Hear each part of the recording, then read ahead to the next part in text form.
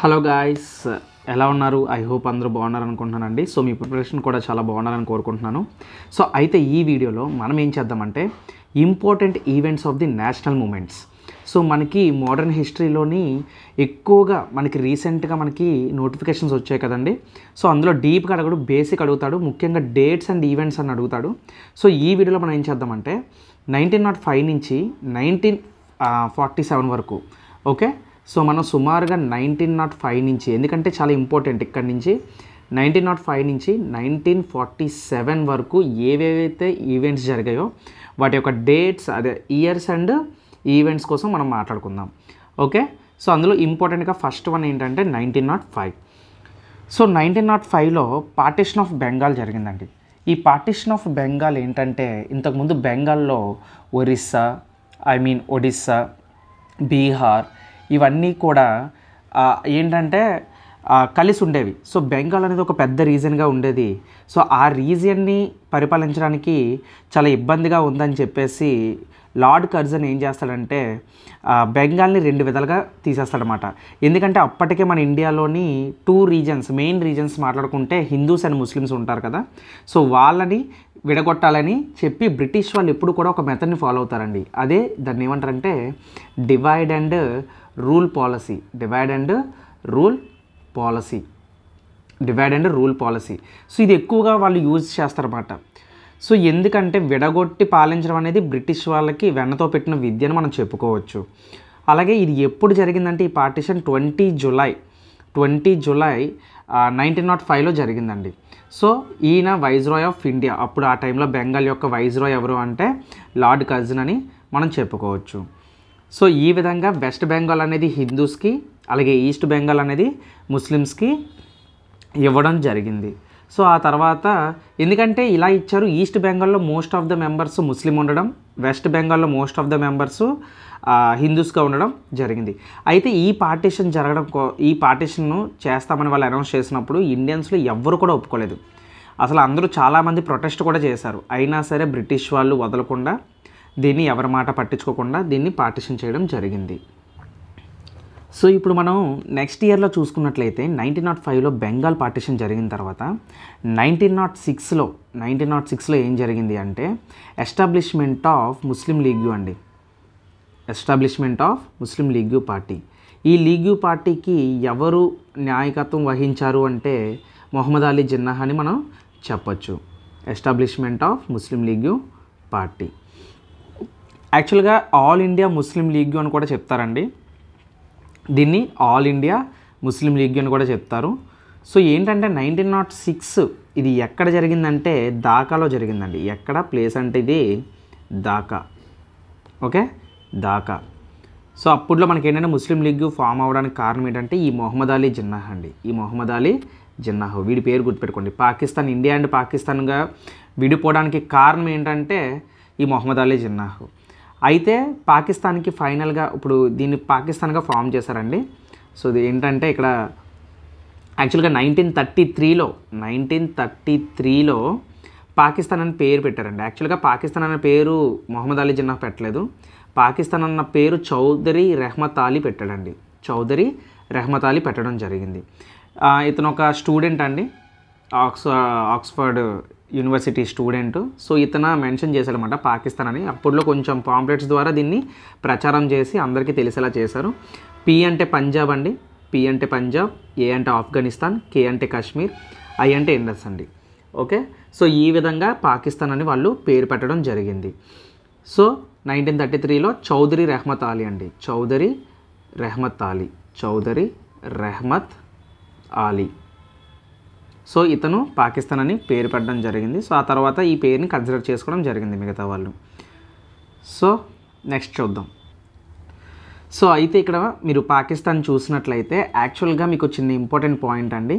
యాక్చువల్గా పాక్ అంటే మీనింగ్ ఏంటంటే పాక్ అంటే పాక్ అంటే ఇది ఉర్దూ వర్డ్ అండి. ఇది ఒక ఉర్దూ వర్డ్ అండి. సో అయితే ఈ వర్డ్ యొక్క మీనింగ్ ఏంటంటే యాక్చువల్గా ప్యూర్ అండి, పరిశుద్ధమని అర్థం. పాక్ అంటే పరిశుద్ధమని అర్థం. ప్యూర్ ఆర్ క్లీన్ అంటారండి. యాక్చువల్గా స్థాన్ అంటే మీనింగ్ ఏంటంటే స్థాన్ అంటే ల్యాండ్ అండి. స్థాన్ అంటే దీని మీనింగ్ ఏంటంటే ల్యాండ్ ఆర్ ప్లేస్ని స్థాన్ అంటారు వాళ్ళు.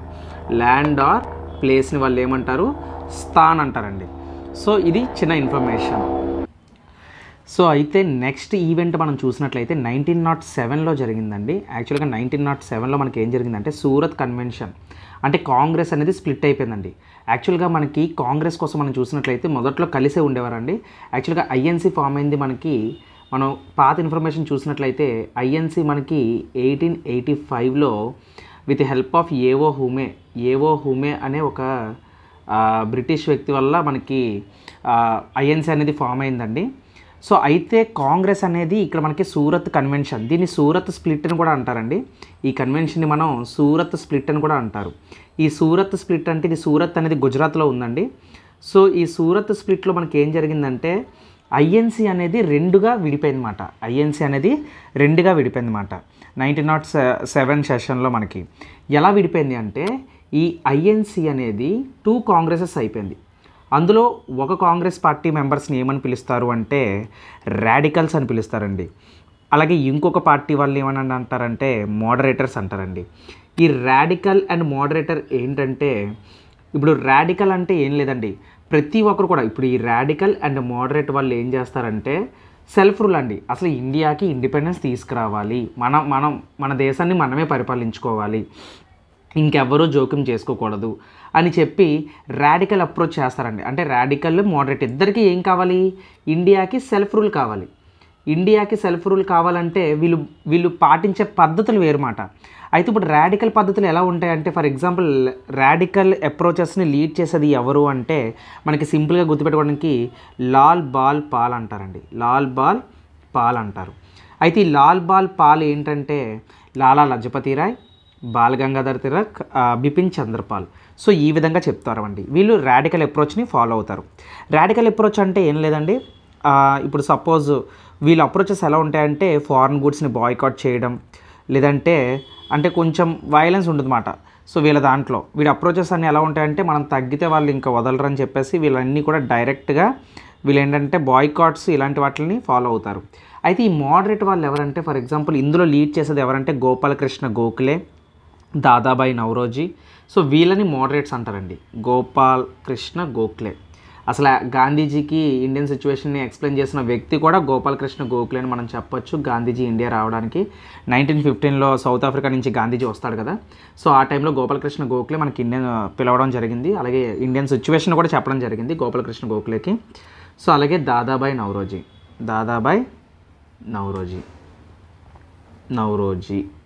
ఓకే, సో వీళ్ళు మోడరేట్స్ మాట. వీళ్ళ పద్ధతి ఏంటంటే బ్రిటిష్ వాళ్ళు చేస్తున్న రీఫార్మ్స్ ఏవైతే ఉంటాయో సో వాళ్ళు కూడా మనకి అసెంబ్లీలో చోటు అవ్వడం జరిగింది.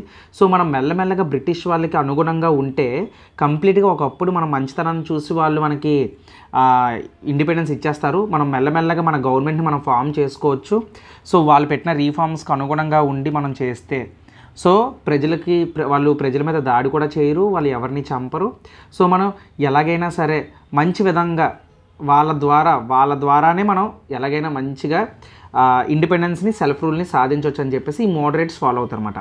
వీళ్ళు చూస్తే రాడికల్స్, వీళ్ళు చూస్తే మోడరేట్. ఓకే, సో ఆ విధంగా వీళ్ళిద్దరు అప్రోచెస్ ఉంటాయన్నమాట. అందుకే వీళ్ళిద్దరు ఇడిపోవడం జరిగింది 1907 సూరత్ స్ప్లిట్లోని. ఓకే, సో ఇదండి కంప్లీట్ ఇన్ఫర్మేషను.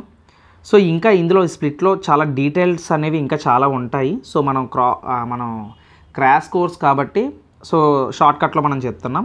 ఇది 1907 మంత్ వచ్చేసరికి డిసెంబర్ అండి. 1907 ఇది ఎప్పుడు జరిగిందంటే డిసెంబర్లో జరిగింది. ఓకే, ఈ సెషన్ అనేది ఇండియన్ నేషనల్ కాంగ్రెస్ సూరత్ గుజరాత్ దగ్గర మనకి స్ప్లిట్ అవ్వడం జరిగింది. నెక్స్ట్ చూద్దాం. సో నెక్స్ట్ ఇయర్లో మనం చూసుకున్నట్లయితే 1909. సో 1909లో మనకి ఏంటంటే కొన్ని రీఫార్మ్స్ వచ్చాయండి, మోర్లీ మింటో రీఫార్మ్స్ అంటారు. సో యాక్చువల్గా ఇందాక మీకు చెప్పాను మోడరేట్స్ ఏంటంటే అసెంబ్లీలో మెల్లమెల్లగా వెళ్ళి సో బ్రిటిష్ వాళ్ళ రీఫార్మ్స్ని మెల్లమెల్లగా మారుస్తూ సెల్ఫ్ రూల్ని సాధించాలని మోడరేట్స్ కోరుకుంటారని. సో అలాగే ఇది వన్ ఆఫ్ ద మనం థింగ్ అని చెప్పుకోవచ్చు అండి. మోర్లీ అంటే జాన్ మోర్లీ అండి, ఈయన వైస్రాయ్ ఆఫ్ ఇండియా. సో అలాగే లార్డ్ మింటో అంటారు. వీళ్ళిద్దరి యొక్క రీఫార్మ్స్ని మనం మోర్లీ మింటో రీఫార్మ్స్ అంటారు. సో ఇది మనకి 1909లో.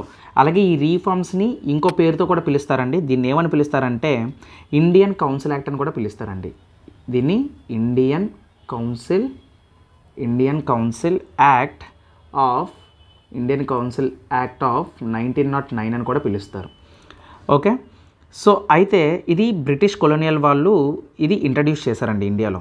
సో ఇంట్రడ్యూస్ చేసి ఏం చెప్పారంటే వీళ్ళిద్దరి యొక్క రీఫార్మ్స్ ఏంటంటే మన ఇండియన్స్ ఆల్రెడీ కొన్ని డిమాండ్స్ అయితే బ్రిటిష్ వాళ్ళకి చెప్పడం జరిగింది. సో ఇందులో కొన్ని ఈవెంట్స్ నేను నెగ్లెక్ట్ చేశానండి, ఇంపార్టెంట్ మాత్రం చెప్తున్నాను. అవి వీలైతే నెక్స్ట్ వీడియోలో నేను కవర్ చేస్తాను. అయితే ఇక్కడ మనకి వీళ్ళు ఏం చెప్తున్నారంటే, సో ఈ రీఫార్మ్స్ ప్రకారంగా వాళ్ళు ఏం తీసుకొచ్చారంటే మనకి వీళ్ళు ఎక్స్పాన్షన్ లెజిస్లేటివ్ కౌన్సిల్లో నెంబర్స్ని ఇంక్రీజ్ చేశారండి. యాక్చువల్గా ఇంతకుముందు సమ్ లిమిటెడ్ మెంబర్స్ అనే వాళ్ళు ఉండేవారు, ఎక్కువ మంది బ్రిటిష్ వాళ్ళు ఉండేవారు, ఇండియన్స్ తక్కువ మంది ఉండేవారు. అయితే వీళ్ళు ఏం చేశారంటే లెజిస్లేటివ్ కౌన్సిల్ని ఎక్స్పాన్షన్ చేశారన్నమాట. అంటే సెంట్రల్ అండ్ ప్రొవిన్షియల్ లెజిస్లేటివ్ కౌన్సిల్స్లో నెంబర్ని ఇంక్రీజ్ చేశారన్నమాట. అంటే ఎలక్టెడ్, నామినేటెడ్ రెండు కూడా వీళ్ళు నెంబరు ఇంక్రీజ్ చేయడం జరిగింది. అంటే ఇక్కడ మనం ఏం గుర్తుపెట్టుకోవచ్చు, ఎక్స్పాన్షన్ ఆఫ్ లెజిస్లేటివ్ కౌన్సిల్ అని చెప్పుకోవచ్చు, లెజిస్లేటివ్ కౌన్సిల్స్ అని చెప్పుకోవచ్చు. అంటే బిట్టి ఏ విధంగా అడగవచ్చు కదా మనకి. సో అందుకే అలాగే సపరేట్ ఎలక్టరేట్స్ అని కూడా మనం చెప్పుకోవచ్చు. సపరేట్ ఎలక్టరేట్ అంటే ముస్లిం వాళ్ళకి సపరేట్ ఎలక్షన్స్ అన్నమాట. సపరేట్ ఎలక్టరేట్స్ ఫర్ ముస్లిమ్స్ అని మనం చెప్పుకోవచ్చు. ఇక్కడ ఈ మింటో మోర్లీ రీఫార్మ్స్లోనే ముస్లింలకి మనకి సపరేట్ ఎలక్షన్స్ వచ్చాయన్నమాట. సో ఆ విధంగా మనం గుర్తుపెట్టుకుంటే this mean the Muslim would voted for Muslim candidates only. అంటే ముస్లిం వాళ్ళకి ఓటు వేసుకోవచ్చు. సో ఆ విధంగా అన్నమాట సపరేట్ ఎలక్టరేట్స్. అండ్ ఇందులో చెప్పాలంటే ఇంపార్టెంట్గా సపరేట్ ఇంట్రడక్షన్ ఆఫ్ లేదంటే ఇంట్రడక్షన్ ఆఫ్ సపరేట్. ఈ పీడిఎఫ్ నేను టెలిగ్రామ్ ఛానల్లో పెడతానండి, అందుకే ఇలా రాస్తున్నాను. Electorates for Muslims. Okay, so this is all about separate electorates. అలాగే ఇంక్రీజ్ ద ప్రొవిన్షియల్ అటానమీ అంటే పవర్ అండి. ప్రొవిన్షియల్గా ఉండే వాటి అన్నింటిలో కూడా పవర్ అనేది కొంచెం పెంచడం జరిగింది. సో అలాగే రైట్ టు ఓట్ అనేది based on the property qualification చేయడం కూడా జరిగిందన్నమాట. రైట్ టు ప్రాపర్టీ ఏంటంటే ఇప్పుడు on property qualification, right to property కాదండి, ఆన్ ప్రాపర్టీ క్వాలిఫికేషన్ ఏంటంటే అప్పుడు రైట్ టు ఓట్ చేయాలంటే based on the property qualification బట్టి వాళ్ళు ఇచ్చేవారన్నమాట. సో ఈ విధంగా ఈ 4 ఇంపార్టెంట్ అండి మింటో మార్లీ రీఫార్మ్స్లోని. ప్రిన్స్లీ పవర్స్ అంటే ప్రొవిన్షియల్ అటానమీ యొక్క పవర్ని పెంచడం, ముస్లింలకి సపరేట్ ఎలక్షన్స్ని ఇవ్వడం, అలాగే ఎక్స్పాన్షన్ ఆఫ్ లెజిస్లేటివ్ కౌన్సిల్ మెంబర్స్ని పెంచడం. సో నెక్స్ట్ చూద్దాం. సో నెక్స్ట్ ఇక్కడ మనం చూసినట్లయితే 1911 అండి. సో 1911లో ఏం జరిగింది, 1911లో మనకి Delhi court of the British umpire రావడం జరిగిందండి. సో దీనికోసం ఇన్ఫర్మేషన్గా నేను కొన్ని పాయింట్స్ అయితే చెప్తానండి. సో వీలైతే ఇది నోట్ చేసుకోండి, ఇవన్నీ కూడా మీరు లైన్గా ఒక నోట్స్ ప్రిపేర్ చేసుకుంటే రివిజన్ చేయడానికి యూజ్ అవుతుంది. సో 1911లో Delhi court of the British empire. అసలు యాక్చువల్గా ఏం జరిగిందంటే అండి, సో బ్రిటిష్ వాళ్ళ యొక్క క్యాపిటల్ మనకి కలకత్తా అండి. ఇప్పుడు మనం కోల్కతా అంటున్నాము. సో యాక్చువల్గా మనకి బ్రిటిష్ వాళ్ళ ఎంపైర్ ఎక్కడ ఉండేదంటే, సో క్యాపిటల్ బ్రిటిష్ వాళ్ళ యొక్క క్యాపిటల్ ఎక్కడుండేది, క్యాపిటల్ మనకి కోల్కతాలో ఉండేదండి. కల్కత్తా అనేవారు, కల్కత్తా.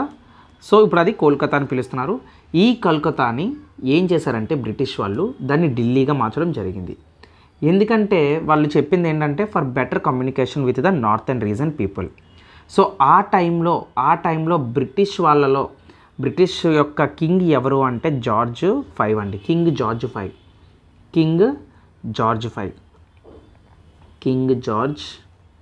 5 అండ్ అతని యొక్క వైఫ్ ఎవరు అంటే క్వీన్ మేరీ అండి, క్వీన్ మేరీ. సో వీళ్ళిద్దరూ కూడా మనకి ఈ కలకత్తా నుంచి ఢిల్లీకి అసెంబ్లీని మార్చడం జరిగింది. సో వీళ్ళిద్దరూ కూడా మనకి డిసెంబర్ 1911న ఓకే, వీళ్ళిద్దరూ కూడా ఎప్పుడంటే డిసెంబర్ 1911న విజిట్ చేయడం జరిగిందండి. డిసెంబర్ 1911న ఢిల్లీకి అటెండ్ అవ్వడం జరిగిందండి. ఢిల్లీకి వీళ్ళు అటెండ్ అయ్యారన్నమాట ఈ డేట్న. సో అటెండ్ అయ్యి సో వాళ్ళు చెప్పింది ఏంటంటే నార్థన్ రీజన్ పీపుల్ తోటి బెటర్ కమ్యూనికేషన్ ఉండాలని, ఇక నుంచి ఇండియాకి క్యాపిటల్ ఢిల్లీ అని.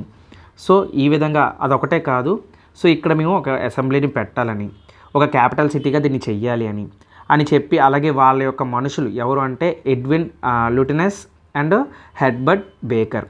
సో వీళ్ళిద్దరు ఎవరు అంటే వీళ్ళిద్దరు ఆర్కిటెక్చర్స్ అండి. మరి అక్కడ క్యాపిటల్ పెట్టాలంటే మనకి ఇప్పుడు ఖచ్చితంగా ఆర్కిటెక్ట్స్ కావాలి కదా. సో అప్పుడు ఢిల్లీలో ఆర్కిటెక్ట్స్ని ఎవరు పెట్టారు అని అడిగితే, ఒకవేళ మ్యాక్సిమం ఇంత డెప్త్ అడగడు, ఒకవేళ అడిగితే ఆర్కిటెక్ట్స్ ఎవరు అంటే సర్ ఎడ్విన్ అండి. Sir Edwin Lutyens. అలాగే ఇంకొక వ్యక్తి ఎవరు అంటే సర్ హెర్బర్ట్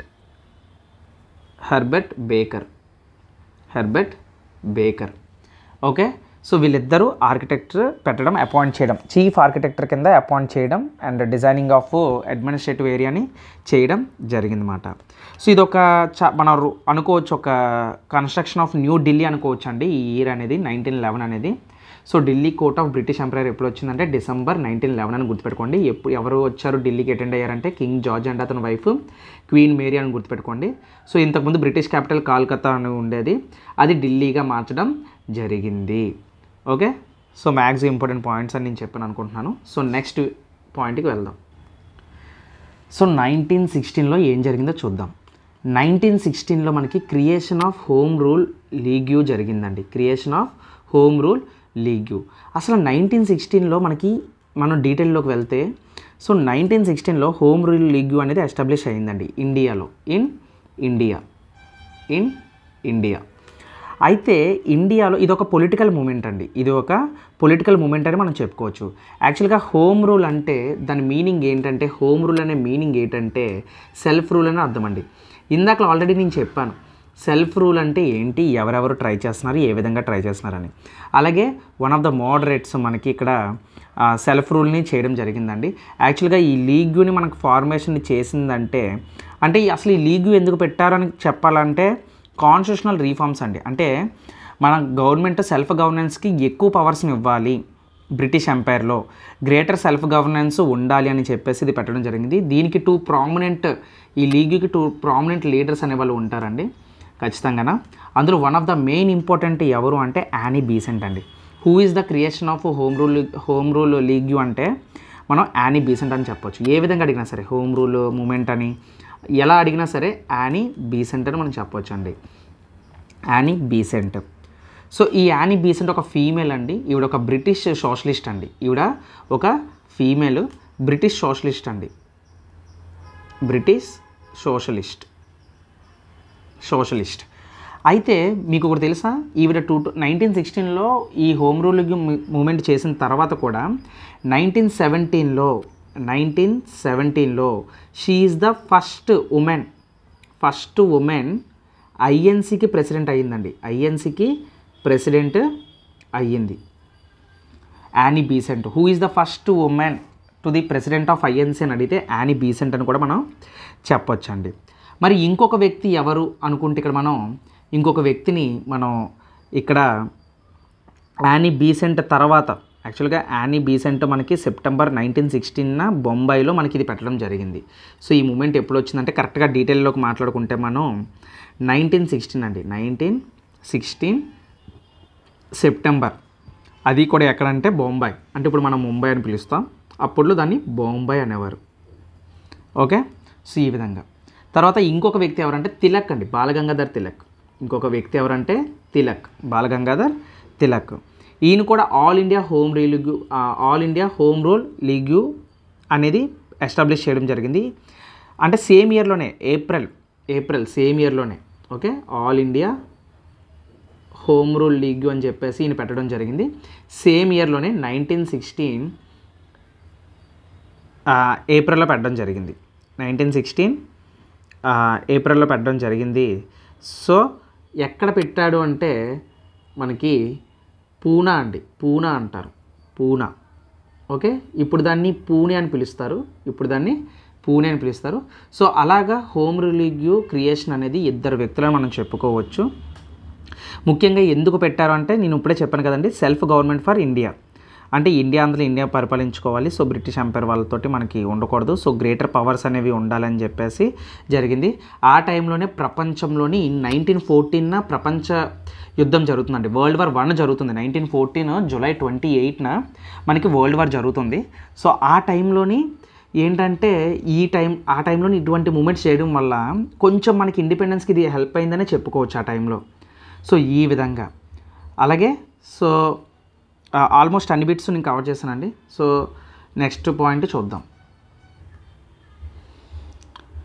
సో అయితే 1916లో ముస్లిం కాంగ్రెస్ ప్యాక్ట్ అనేది వచ్చిందండి. ఈ ముస్లిం లీగ్ కాంగ్రెస్ ప్యాక్ట్ అనేది దాన్ని లక్నో ప్యాక్ట్ అని కూడా పిలుస్తారు. సో దీన్ని ఏమని పిలుస్తారు? లక్నో ప్యాక్ట్ అని కూడా పిలుస్తారు అన్నమాట. ఇది ఎప్పుడు జరిగిందంటే మనకి 1916లో జరిగిందండి. యాక్చువల్గా ఈ ప్యాక్ట్ ఏంటంటే ముస్లిం లీగ్ వాళ్ళు కొన్ని రూల్స్ అడుగుతారండి, అంటే కొన్ని డిమాండ్స్ అడుగుతారు. ఏంటంటే ఇది లక్నోలో జరిగిందండి, అందుకే దీన్ని లక్నో ప్యాక్ట్ అంటారు. లక్నో సెషన్లో జరిగింది ఇది. లక్నో సెషన్లో జరిగింది. సో 1916 అయితే ఇది ఏంటంటే ఇప్పుడు ముస్లిం వాళ్ళకి ఏంటంటే మాకంటూ సపరేట్గా రిప్రజెంటేషన్ కావాలి, జాయింట్ ఎలక్టరేట్స్ కావాలి, అంటే మాకు రిజర్వ్డ్ సీట్స్ కావాలి, ఒక సర్టెన్ నెంబర్ ఆఫ్ సీట్స్ మాకు కావాలి. అలాగే మాకు వెయిటేజ్ ఫర్ ముస్లిమ్స్, అంటే ముస్లింలకి వెయిటేజ్ కావాలి, మాకంటూ సమ్ రిజర్వేషన్ కావాలి, అలాగే రిప్రజెంటేషన్ కావాలని చెప్పేసి ఈ యాక్ట్లో ముస్లిం లీగ్ వాళ్ళు డిమాండ్ చేయడం జరుగుతుంది. మీరు చూసినట్లయితే 1915లో గాంధీజీ వస్తారని చెప్పాను కదా. సో ఆ తర్వాత ఇయరే మనకి ఈ ముస్లిం లీగ్ కాంగ్రెస్ ప్యాక్ట్ అనేది జరగడం జరిగింది. సో అయితే ఇందులో చెప్పుకోవడానికి ఏం లేవండి, డిమాండ్స్ అనేవి ఉంటాయి. మాకు రిప్రజెంటేషన్ కావాలి, ఎక్కువగా వెయిటేజ్ కావాలి అని చెప్పేసి అడగడం జరుగుతుంది. సో నెక్స్ట్ ఇయర్ చూద్దాం. సో అయితే ఫైనల్గా రానే వచ్చిందండి ఆ రోజు. So Mahatma Gandhi the Bapu so ఇండియాకి 1915లో సౌత్ ఆఫ్రికా నుంచి ఇక్కడ రావడం జరిగింది. యాక్చువల్గా మోహన్ దాస్ కరమ్చంద్ గాంధీ అంటారండి, సో ఆయన పూర్తి పేరు. సో ఈయన మనకి ఇండియాకి వచ్చిన తర్వాత ఏం జరిగింది, సో ఈయన చేసిన మొదటి మూమెంట్ ఏంటి, అసలు ఈయన రావడానికి గల కారణం, ఇంతకుముందు ఈయన ఏం చేశాడు. యాక్చువల్గా ఈయన లాని ప్రాక్టీస్ చేశారండి. ప్రాక్టీస్ చేసి సౌత్ ఆఫ్రికాలో ఎన్నో మూమెంట్స్ని చేశారు అక్కడ. సో వాటి కోసం మనం నెక్స్ట్ వీడియోలో చెప్పుకుందామండి. సో గాంధీజీ ఇండియా వచ్చిన తర్వాత 1917లో ఏ మూమెంట్ జరిగింది, ఆయన రాగానే ఏం చేశారు, ఎవరిని కలిశారు, సో చాంప్రన్ అంటే ఏంటి, రౌలెట్ అంటే ఏంటి, ఇక్కడి నుంచి గాంధీయన్ ఎరా స్టార్ట్ అవుతుందండి. సో గాంధీయన్ ఎరా ఇక్కడి నుంచి ప్రతి దాంట్లో కూడా మనకి గాంధీ గారు ఇన్వాల్వ్ అయిన ఈవెంట్స్ అనేవి చాలా ఉంటాయి.